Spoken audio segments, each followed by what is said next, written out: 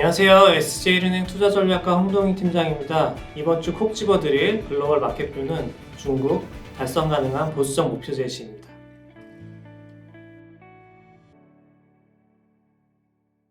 제가 중국의 그 달성 가능한 보수적 목표 제시가 제목이라고 말씀을 드렸는데요. 지금 현재 전인대 오늘 한국 시장 기준으로 오늘자에 이제 폐막이 예정되어 있는 상황입니다. 그동안 이제 전인대 진행되면서 중국 시진핑 주석의 3년임을 포함해서 다양한 키워드들을 좀 제시를 했는데요. 그 중에서도 가장 좀 주목을 받았던 부분은 성장률에 대한 부분이었습니다. 중국 정부가 올해 성장률 목표를 어느 정도로 가져가는지에 대해서 많은 기대들이 모였었던 부분이 있었는데요. 좀 예상보다는 보수적인 목표치를 제시를 했습니다. 2023년 중국의 GDP 성장률 목표를 5% 내외라고 발표를 했는데요. 시장 예상 수준이 한 5.2% 정도로 최소 그 정도 이상으로 좀 바라보고 있었던 부분이 있었기 때문에 예상보다는 조금 보수적인 성장률과 재정 적자 목표치였다라고 말씀드릴 수 있을 것 같습니다. 그래서 좀 더 자세히 살펴보게 되면 이번 그 5%라는 성장 목표치는 사실 과거의 팬데믹 기간을 제외하고는 가장 낮은 수준의 수치라고 말씀드릴 수 있을 것 같고요. 그만큼 좀 시장이 기대했던 것보다는 좀 낮았는데 그래도 좀 주목해야 되는 부분은 성장을 뒷받침하기 위해서 이 GDP 대비해서 재정 적자 목표치는 확대를 했습니다. 그래서 2.8에서 3.0으로 확대를 했고요. 이 부분을 감안했을 때 중국 정부가 이 목표로 하는 수치는 그래도 달성하기에 좀 수월하지 않은 부분이 있지 않을까 저희가 그런 기대를 하고 있습니다.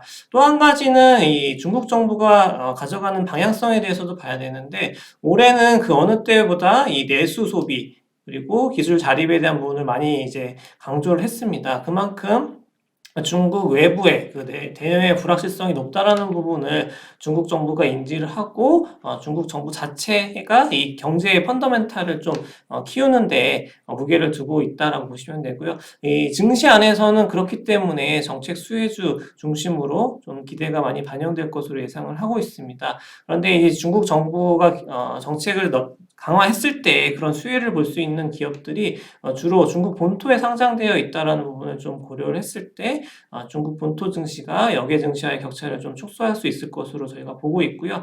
또 한 가지 본토 증시에 대해서 말씀을 드리면 이 A주의 90% 이상이 본토 내 투자자들 중심으로 거래가 되고 있는 상황입니다. 그만큼 지금 현재 다양한 이제 지정학적인 리스크라든지 선진 시장 중심의 이 경기 침체 리스크에서 조금 벗어나 있다. 그리고 이런 리스크에 좀 노출도가 좀 낮다라는 부분까지도 좀 주목을 해야 될 것 같습니다.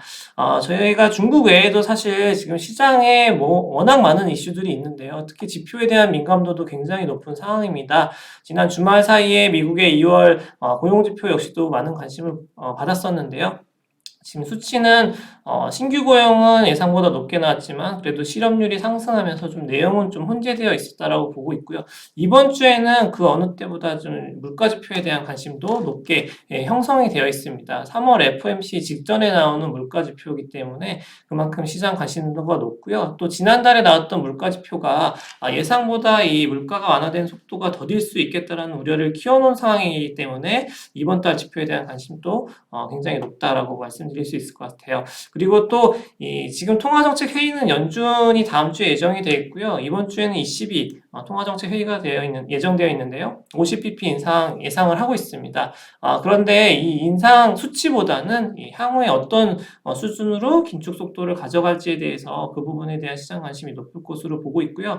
또 한 가지는 이제 중국의 지표 중에 주요 실물 지표들 발표가 예정되어 있습니다. 그래서 소매 판매 산업생산, 고정자산 투자까지 연이어서 이제 발표가 되기 때문에 같이 좀 주목을 해볼 필요가 있을 것이다 라고 말씀드리겠습니다. 그리고 마지막으로 지금 사실 시장에 가장 화두가 되고 있는 부분은 이 실리콘밸리 은행 파산에 대한 부분입니다. 지난 주말 사이에 나오면서 더 여파가 커지고 있는 상황이었고요.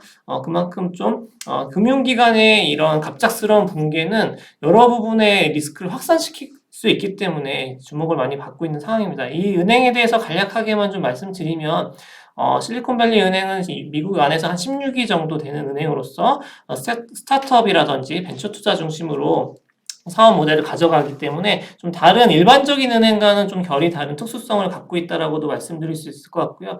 지금 최근에 금리가 많이 올라가고 또 벤처 투자는 잘 이루어지지 않고 사업이 좀 많이 어려워진 부분도 생기면서 가운데서 좀 뱅크런까지 겪게 되는 상황으로 갔습니다. 그러다 보니까 지금 이렇게 파산까지 간 상황이었는데요. 다행스러운 부분은 정책 대응도 그만큼 빨리 제시가 되고 있다라는 부분입니다. 주말 지금 현재 기준으로는 오늘 아침에 연준 그리고 미국 재무부에서 공동 성명을 내서 예금자 보호, 예금에 대해서는 전액 보증을 하겠다라는 부분을 좀 전격적으로 좀 발표를 했습니다. 그만큼 현재 사안에 대한 심각성을 인식을 하고 있다라는 거고요. 지금 은행 시스템 리스크로 확산되게 되면은 더 크게 사회적인 비용을 치를 수 있다는 부분은 정책이 좀 나오고 있다. 그렇게 말씀을 드릴 수 있을 것 같습니다. 그래서 이 금융업이라는 게 결국 개별 리스크에서 그치는 게 아니라 다양하게 또 연결되어 있기 때문에 이런 시스템 리스크로 확산될 수 있는 가능성에 대해서는 유의를 해야 될 것 같고요. 지금 정책과 같이